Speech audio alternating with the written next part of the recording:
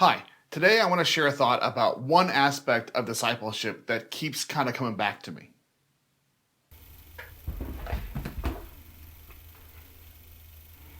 Jesus calls us to be disciples and he calls us to make disciples. And maybe discipleship is very clear to you, in which case this video might not be for you. But I have found over the years that sometimes people don't know always what is meant by discipleship.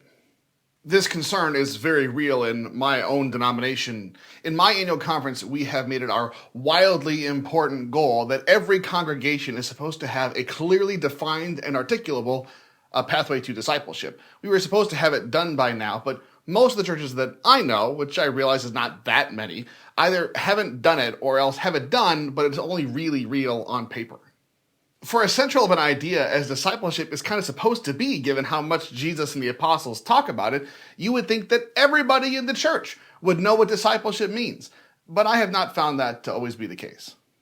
I'm not trying to be overly critical of people, especially in the mainline church. There's a high percentage of people who have grown up in the church. They spent their whole life in the church. They do not know what life is like outside of the church. And so it's so easy to imagine that the life that comes naturally to us is the life that we are to live as Christians.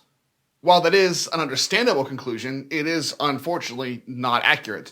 And also, unfortunately, it helps to reinforce this notion that for someone to become a Christian means for them to be more like us. And that means that the gospel has become less about Jesus and more about us and our cultural interests. Believe it or not, I think there really is a nugget of truth in there. And I think that the key insight that's embedded in that kind of practice needs to be understood and promoted, even if we have to correct it and modify it. The fact of the matter is that if a child is born into a community that takes their faith seriously, that's really committed to real discipleship, that surrounds that child with a community of love and forgiveness, like we say every time we baptize a baby, well, then a life of discipleship should seem like the most natural thing in the world. I don't mean that it ever gets easy. It's never easy to live as a disciple.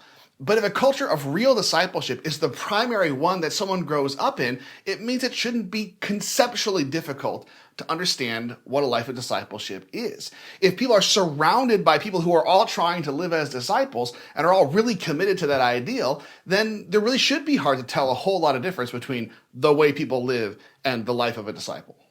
The reason why this is the case is because discipleship is a form of practice. We could call the life of discipleship, the Christian life, to be the life of a practicing Christian, and we would use the term not really all that differently than we would to describe a practicing physician. I was not an athlete as a young person, but I've been a musician my whole life. And anybody who's achieved any skill at all in any skill-based activity like sports or like the arts will tell you that at some point you just will not get better unless you put the time in and you practice what you need to practice. One of my wife's favorite webcomics is an artist who's constantly being told by people that she's doing things that nobody else could ever do, that she's capable of things that no mere mortal could be able to do. And her response is always the same: thanks, it's practice. And the idea is that literally anybody could do what she's doing if they're willing to put the time and effort in to practice. That being said, I think there really is a role for what we call talent. It's just that to be talented doesn't mean someone doesn't have to practice. It's just things like practicing comes easier to them, or they have a great desire to practice, or their practice seems to have a result that to outsiders seems more dramatic than for other people. The point I'm trying to make is you could be the most talented person in the world, but if you never practice, you won't get better. Now, you might get better than somebody else does, given the same amount of time practicing and given the same quality of practicing, but at some point, if you don't actually put the time in and put the real practice in, you will not get better. I don't know if this ever really happened or not, but I have always loved the story about a pottery teacher who divides their class up into two. And for one half of the class, they're told that their entire grade for that semester will depend on the quality of one submitted pot. The more perfect that pot is, the better their grade will be. The other half was told that the quality of any particular pot didn't matter. They would be getting their grade based on the quantity of pots. The greater the number of pots they turn in at the end, the better their grade would be. Now, the twist of the story is that it was actually the students in the second group that produced higher quality pots than those in the first group. The reason for this is that the students in the first group spent their whole semester just trying to make one perfect pot, whereas the people in the other group, because they were graded on quantity, were churning out pot after pot after pot, and through sheer repetition and practice, they actually got very good at making pots. In fact, they got better at making pots than the students in the first group. The point is, while deliberate practice is needed to improve, especially once you get to a certain level of competence, we all get really good at the things we do all the time. Even if it's complicated tasks, if we do them over and over and over again, we will get really good at them. What this means is that if you spend your time in a community that is committed to living out the life of discipleship, even when it's hard, even when it stands contrary to the wider culture, it will become more and more the way that just seems naturally the way that you live. It will become naturally the thing that you do without having to think about doing it. So if our Christian communities are full of people who are living lives of discipleship and they're teaching it to the next generation, both by their teaching and their example, then it absolutely should be the case that the gap between how people live and the life of discipleship should be very small indeed. However, what if we're not being fundamentally shaped by cultures like that? What if the people who have the biggest influence in our lives are the other people in our schools or our coworkers or the toxic cultures that find their homes online? What if we are having our reactions shaped by something other than Christ? The truth remains that we get really good at that which we practice.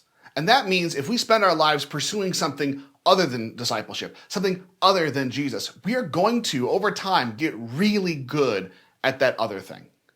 That really is the fundamental flaw in any idea that says, I'm going to live it up my whole life long and then turn to Jesus right at the very last moment of my life. Because not only does it assume that we know exactly when it is that we'll die, it also assumes that we can turn from something we've been practicing for years on end and simply, quickly, and authentically turn to something that we have not practiced. In fact, that we've practiced not doing. The task of discipleship is deeper than we always remember.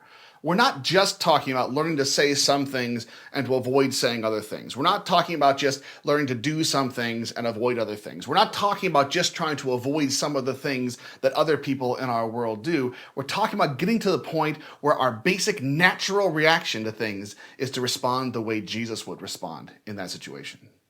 It's in those moments, either when nobody's watching us or when we don't have time to cultivate and craft and prepare the right response, that we begin to see who or what has the strongest influence in our lives. And if it's not Jesus, then it's someone or something else. A good question to ask yourself is, how are you spending your time? Because the answer to that question will tell you what it is that you're practicing. So I encourage you to ask that question of yourself. And if you do that and you don't like the answer that you get, I encourage you to make some changes. Well, that's all for today. If you have any questions or any topics you'd like me to take up, please send me an email at pastorstevik@gmail.com. Thanks for watching, and I'll see you next time.